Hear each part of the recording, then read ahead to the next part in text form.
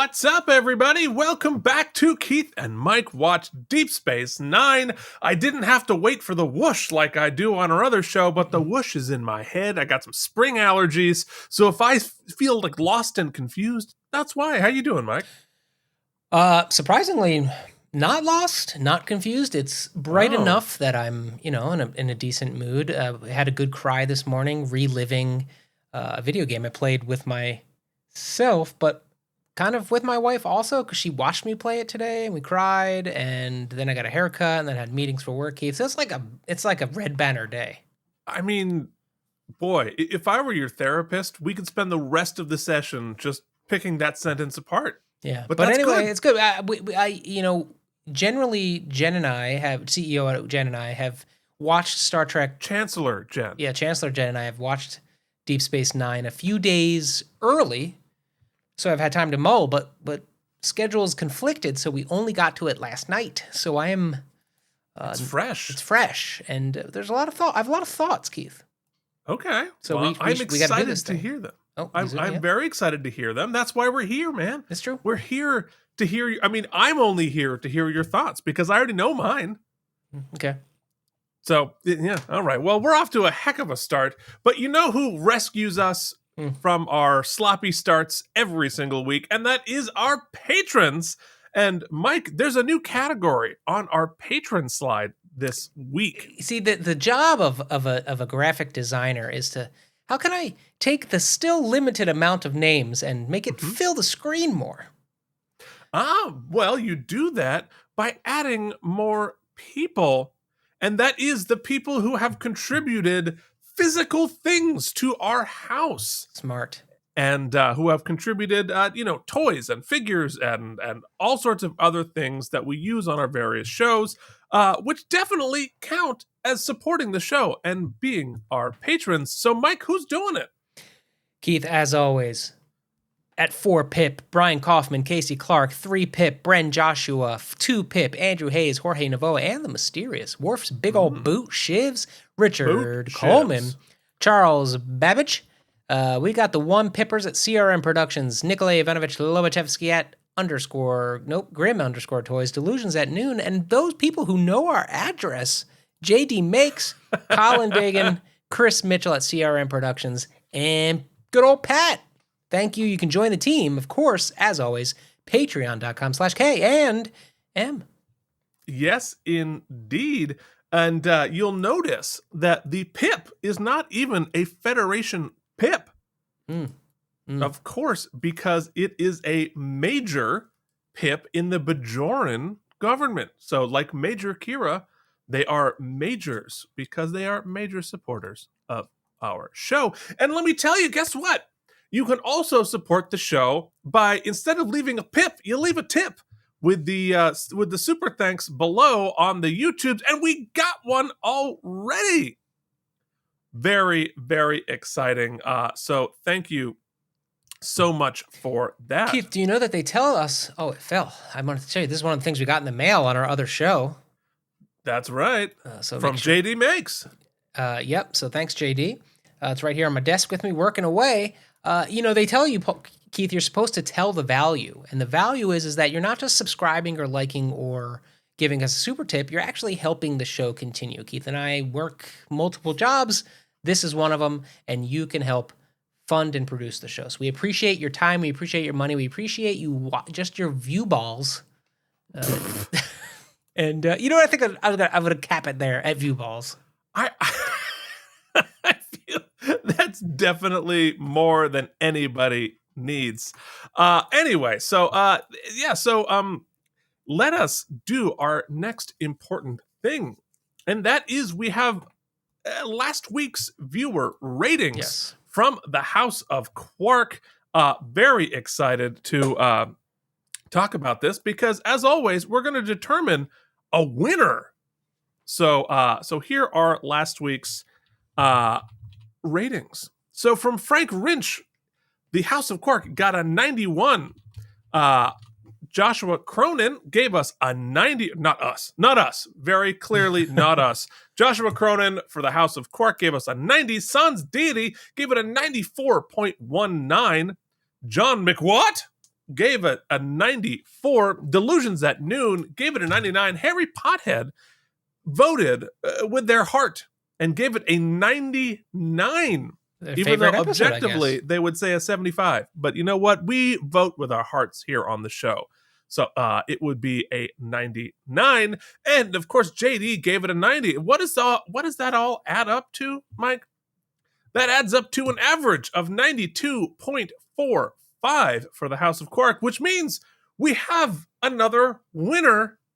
And that is Chancellor Jen, who gave it a 92. I feel like she's 3 for 3, maybe? No, actually, all three of us have now won episodes. Okay, that's big time. I won the first one.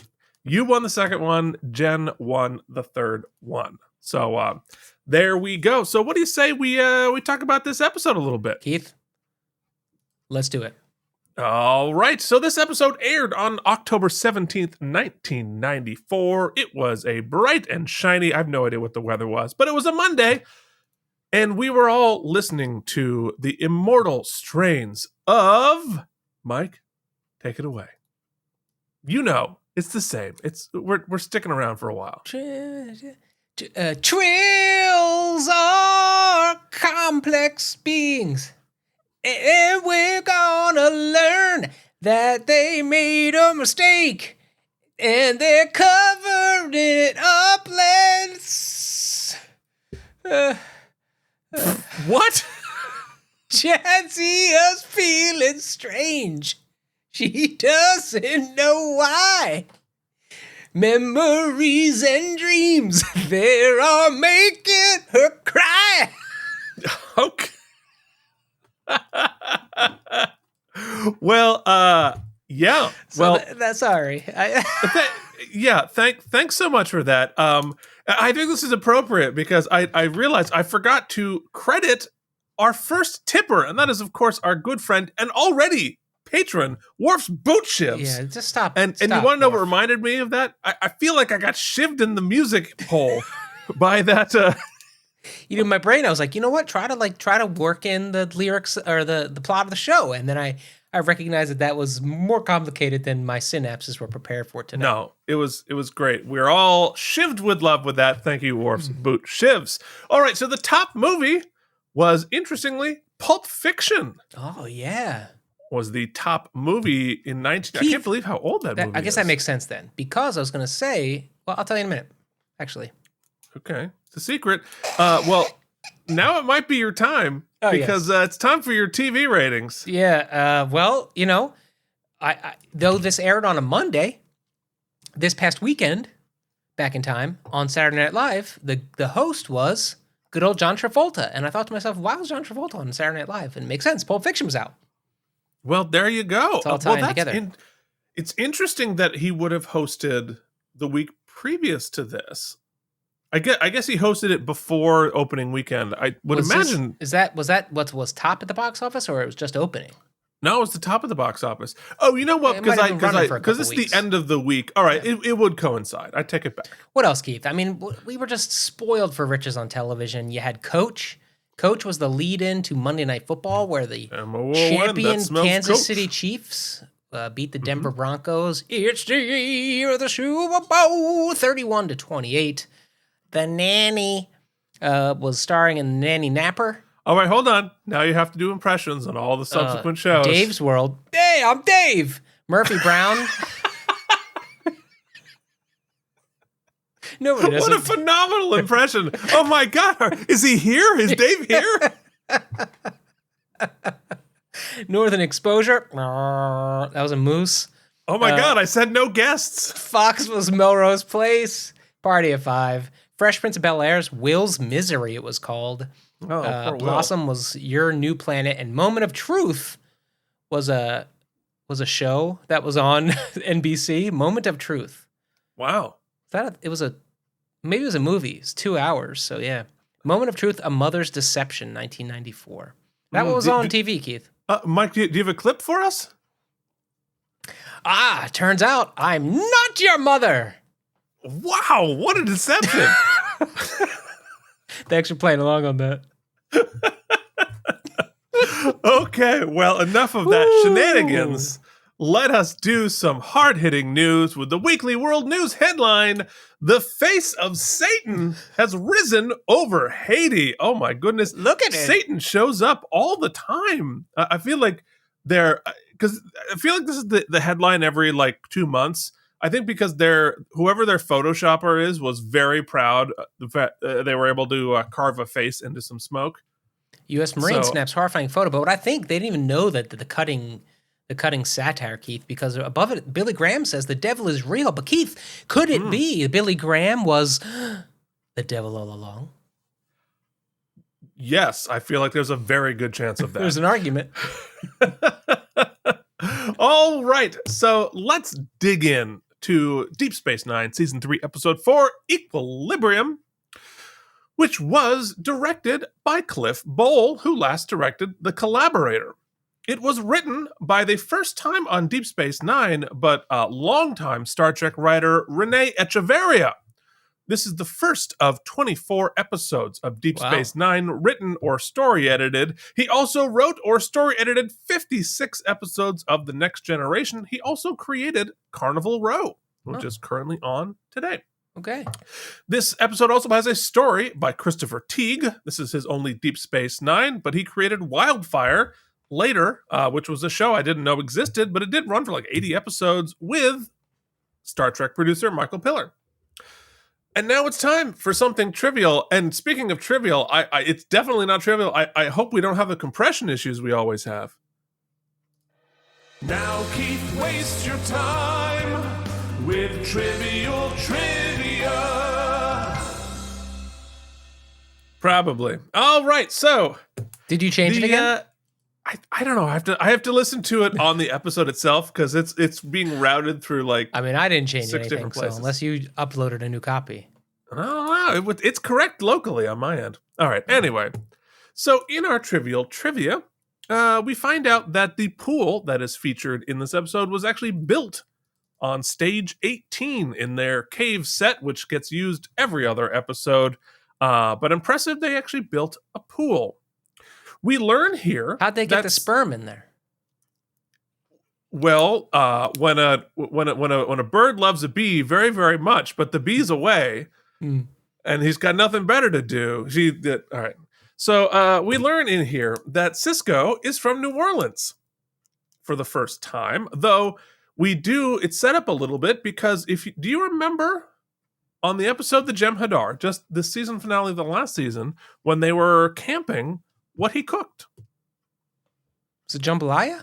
It is, which of course is New Orleans based. And we also learn in this that, hey, guess what? Cisco's father, not dead.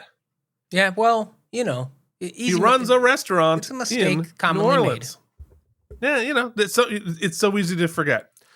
There are some changes here in the Defiant Bridge, including removing the fencing around the captain's chair and adding consoles, replacing that with consoles, and adding more consoles in the back and side stations behind. So they decided to, basically do what I do all the time, is continue to futz with the design and the on everything going on. I think it's starting to look amazing.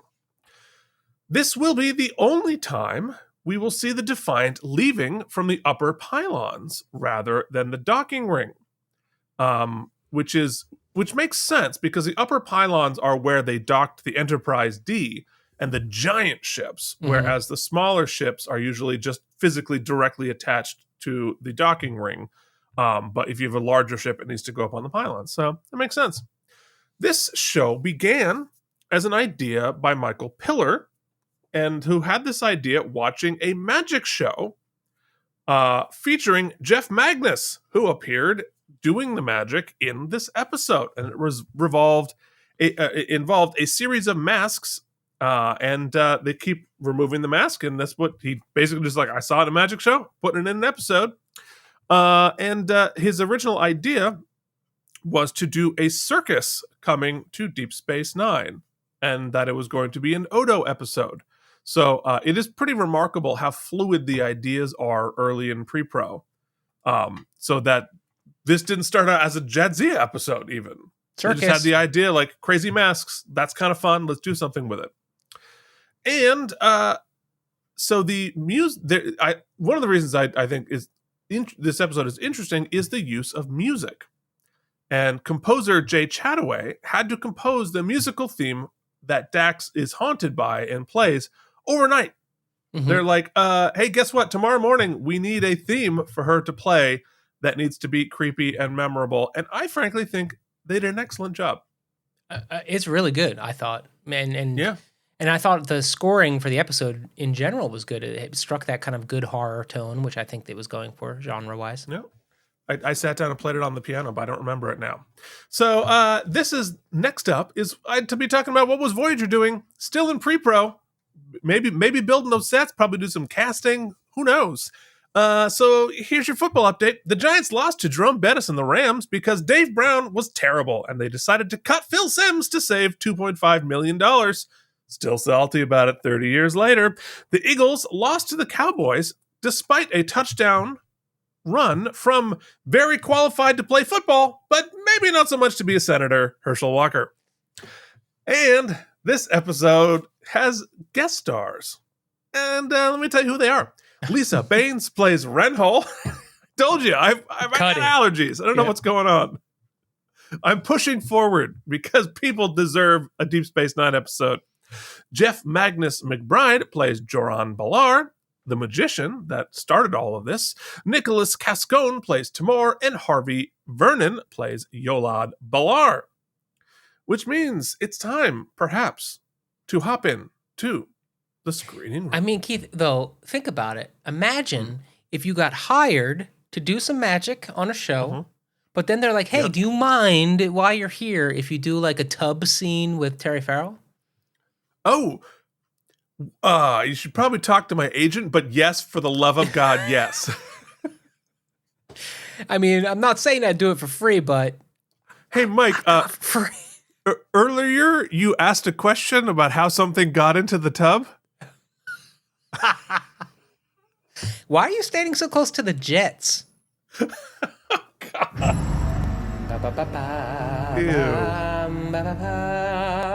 Our show just got canceled.